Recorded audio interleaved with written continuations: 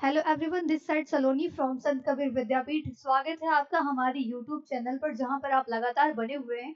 और जो हमारा भूगोल विषय का सिलेबस है वो धीरे धीरे 5th यूनिट तक पहुंच चुका है। और इस 5th यूनिट के भी हम कम से कम लास्ट टॉपिक पे बचे हुए हैं। इसके बाद शायद विंड या कुछ और एक टॉपिक होगा, बट ये भी हम धीरे धीरे खत्म कर चुके हैं। इसके पहले आपने उष्मा बजट पढ़ा, साथ ही साथ सूर्याताप पढ़ा। ये सारी बातें आप पढ़ रहे थे। वैसे बेसिकली ये जो चीजें हैं वो आती हैं क्लाइमेटोलॉजी के अंतर्गत। तो ये चीजें भी जो धीरे धीरे आप पढ़ रहे हैं अपने सिलेबस के साथ साथ और डीपली हो सके तो पढ़ने का प्रयास करिए, क्योंकि आगे आपके लिए बहुत ही यूजफुल ये रहने वाला है। जो हमारे का आज की क्लास का टॉपिक है वो है वायुदाब। वो है वायुदाब, जिसको हम एटमॉस्फेयर प्रेशर भी कहते हैं इंग्लिश में। अगर हम इसको बहुत शॉर्ट वे में बताना चाहें तो धरातलीय सतह पर प्रति इकाई क्षेत्र के ऊपर स्थित वायुमंडल के सभी परतों के संपूर्ण वायुभार को ही वायु दाब कहते हैं। मतलब कि एक सतह है, उसके ऊपर प्रति इकाई मतलब एक यूनिट में, कुछ एरिया में जो पूरा वायु प्रेशर पड़ता है, वायु भार पड़ता है, वो भी यहाँ से इस सतह से लेकर के उस पूरे जो हमने एटमॉस्फेयर का स्ट्रक्चर पढ़ा था उसके सभी चाहे वो समताप मंडल हो चाहे वो क्षोभ मंडल हो, वो सभी के सतह का जो वायु का जो भार पड़ता है उस सतह पर, उसको ही हम वायु दाब कहते हैं। तो उम्मीद है कि आप समझ रहे होंगे कि धरातलीय सतह पर प्रति इकाई के क्षेत्र के ऊपर स्थित वायुमंडल के सभी परतों के संपूर्ण वायुभार को ही वायु दाब कहते हैं।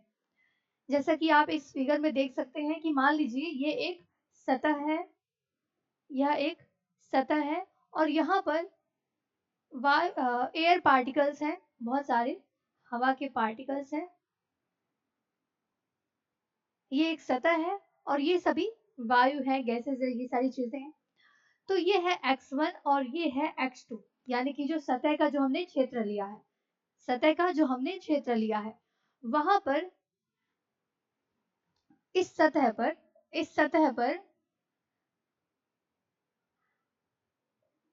इन क्षेत्र से और इस क्षेत्र से, मतलब ये जो पूरा लंबवत पड़ रहा है, ये संपूर्ण क्षेत्र का जो वायु का भार पड़ रहा है इस सतह पर, उसको ही हम कहते हैं वायु दाब। उसको ही हम वायु दाब कहते हैं। अगर बात करें इसके खोज की तो ग्यूरिक महोदय के द्वारा वायु दाब की खोज की गई थी। अगर हम बात करें सन की तो 1651 में इसकी खोज हुई थी। इसका जो मात्रक है वो है मिलीबार, जिसको शॉर्ट में हम एमबी भी लिखा करते हैं। अब जो वायु भार की बातें हम कर रहे हैं, तो वायु भार आप सोच रहे होंगे कि इसको हम कैसे मान लें कि सच में वायु भार पड़ता ही है, वायु में वजन होता ही है। ये सारी चीजें आपके दिमाग में चल सकती है, लेकिन कभी आप इसको ट्राई करिए कि एक टायर है जो कि बिना हवा के है, उसमें हवा नहीं भरी हुई है, और एक टायर है जिसमें हवा भरी हुई है। आप जब दोनों को तौलेंगे तो दोनों में वजन आएगा। जो जिसमें हवा भरी होगी उसमें वजन पाया जाएगा। इससे भी आप समझ सकते हैं। और जो हमारा पृथ्वी है, चाहे वो समुद्री एरिया हो या फिर ये सतह हो जो कि मैदानी भाग है, सभी पर वायु दाब पड़ता है। सभी पर वायु दाब पड़ता है। आप ये भी सोच सकते हैं कि अगर हमारे ऊपर वायु दाब पड़ता है तो हमें इसको ये फील क्यों नहीं होता है। आप ये भी सोच सकते हैं कि हमें ये फील क्यों नहीं होता है। अगर इसमें भार है, ये सारी चीजें वायु दाब में है, तो हमें क्यों नहीं फील होता है। इसका एक कारण ये भी है कि हम जो गैसेस, हम अपने भीतर भी हवा को ग्रहण करते हैं। हम अपने भीतर हवा को ग्रहण करते हैं, तो हमारे भीतर का जो एयर है, वो बाहर के एयर से एक बैलेंस क्रिएट करता है, जिसकी वजह से हमें वो प्रेशर फील नहीं होता है।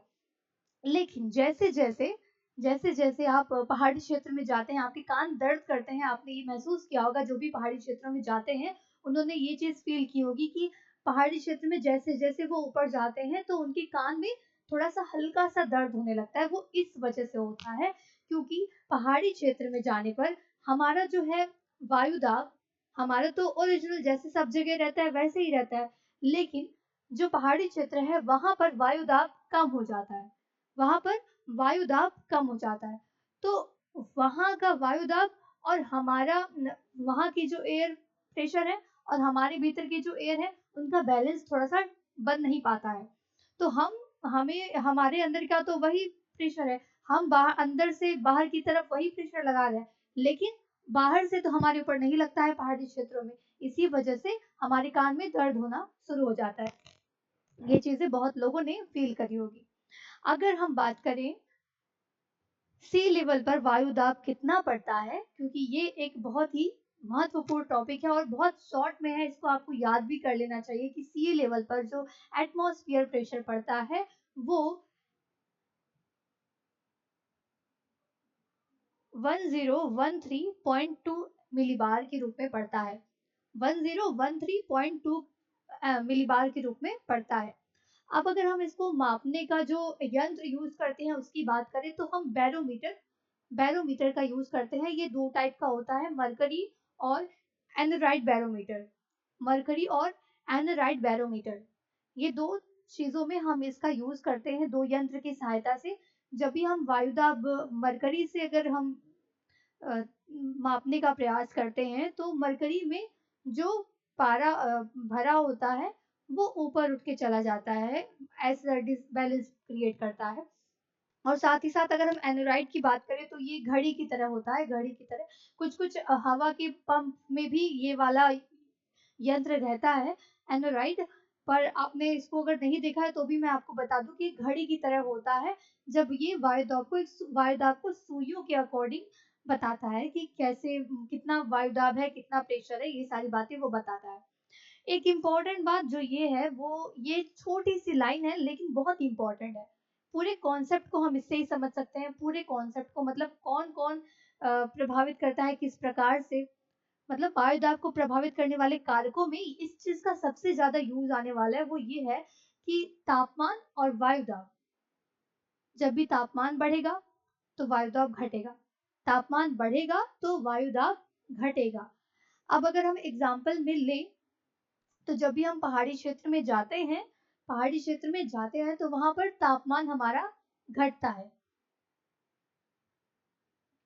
तापमान हमारा घटता है और वायुदाब बढ़ जाता है, वायुदाब बढ़ जाता है। ये पहाड़ी क्षेत्रों की बात नहीं है, लेकिन अगर बात करें हम तापमान की अगर हम बात करें तो तापमान जब भी बढ़ेगा तो वायुदाब घटेगा। अब जैसे हम भूमध्य रेखीय क्षेत्रों की बात करें तो वहां पे तापमान बहुत ज्यादा होता है, वहां तापमान बहुत ज्यादा होता है। इसी वजह से तापमान बहुत ज्यादा होता है तो वहां पर वायुदाब बहुत ही कम होता है। इसलिए उस पेटी को हम निम्न वायुदाब की पेटी भी कहते हैं। इसको वितरण जो होगा वायुदाब के वितरण को हम अगली क्लास में पढ़ने वाले हैं। अभी हम सिर्फ वायुदाब के बारे में समझते हैं।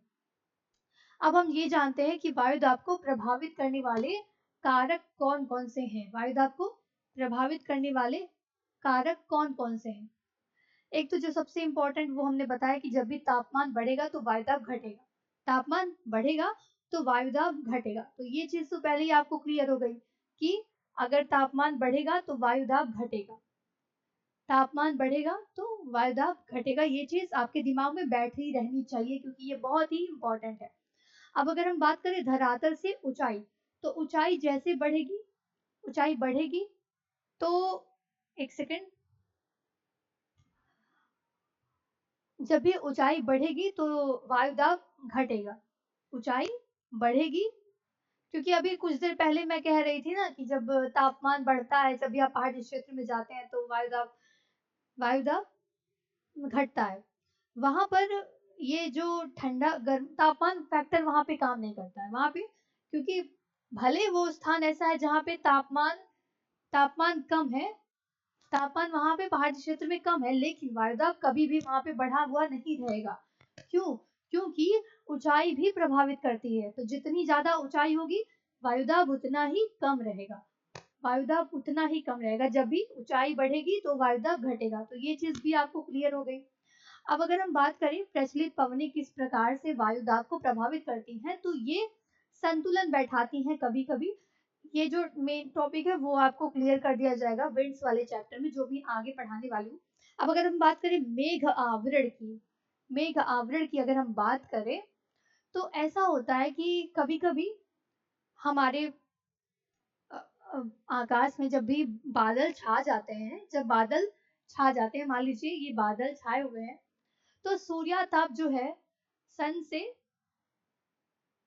से सूर्याताप आता है, ये हमारी सतह है मान लो, तो इस बादल पे ही वो बादल की वजह से वो सूर्याताप सतह पर नहीं आ पाता है, सतह पर नहीं आ पाता है। तो यहाँ पे तो तापमान घट जाएगा, तापमान घट जाएगा क्योंकि सूर्यताप उसको नहीं प्राप्त हो रहा है क्योंकि ऊपर बादल है। तो तापमान घटेगा तो वायुदाब बढ़ेगा, तो ऐसे स्थान पर वायुदाब बढ़ जाता है, ऐसे स्थान पर वायुदाब बढ़ जाता है।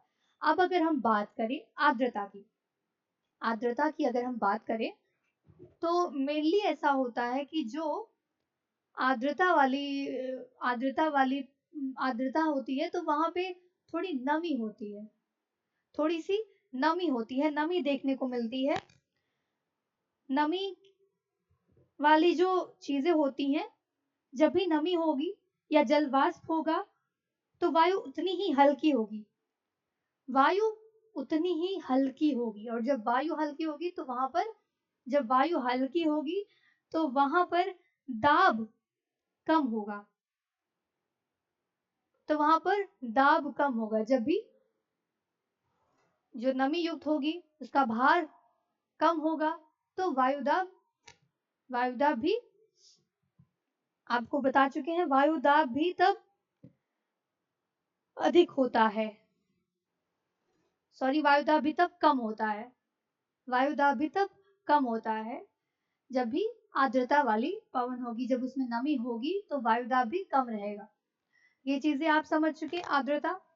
अब अगर हम बात करें पृथ्वी के घूर्णन की, पृथ्वी के घूर्णन की अगर हम बात करें तो ये पृथ्वी का जो घूर्णन है वो इसको संतुलित करता है, वायुदाब को संतुलित करता है।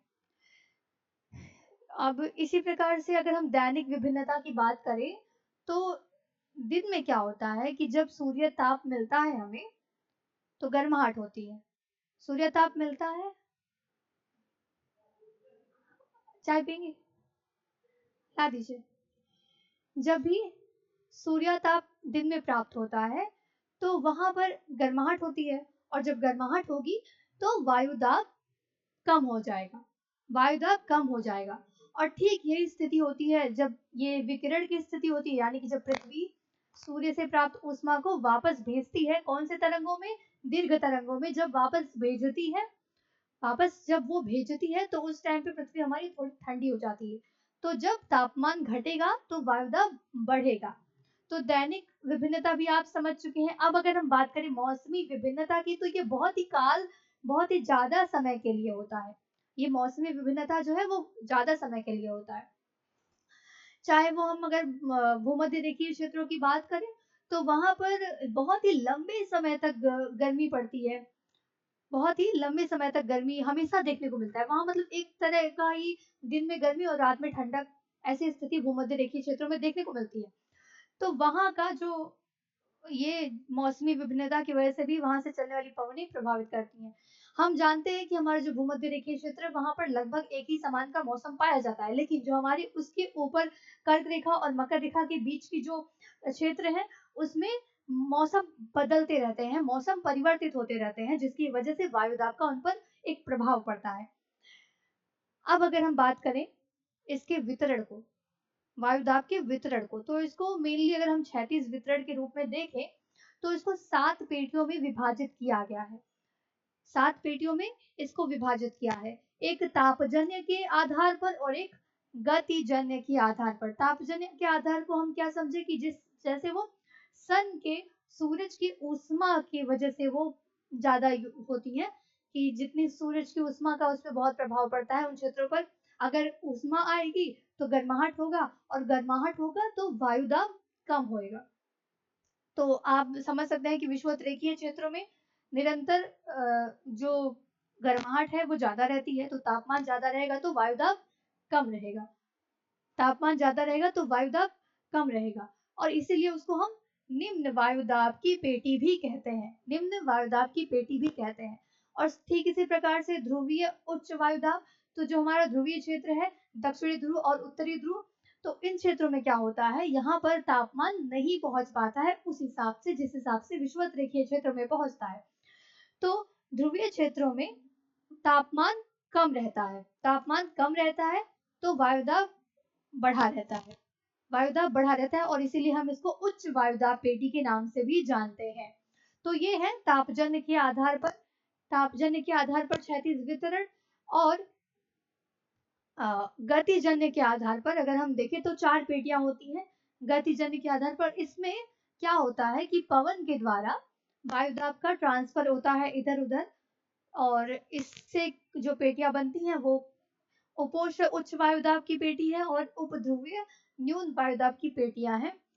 ये जो वितरण है वो अगली नेक्स्ट क्लास में आपको बहुत ही अच्छे से एक्सप्लेन किया जाएगा, बिल्कुल भी उसको मिस ना करें। और अभी आप बने रहिए संत कबीर विद्यापीठ के यूट्यूब चैनल के साथ। अगर आपको ये क्लास पसंद आई है, इंटरेस्टिंग लगी है, तो इसको जरूर से जरूर शेयर करिए, सब्सक्राइब करिए चैनल को और लाइक करिए वीडियो को। Thank you.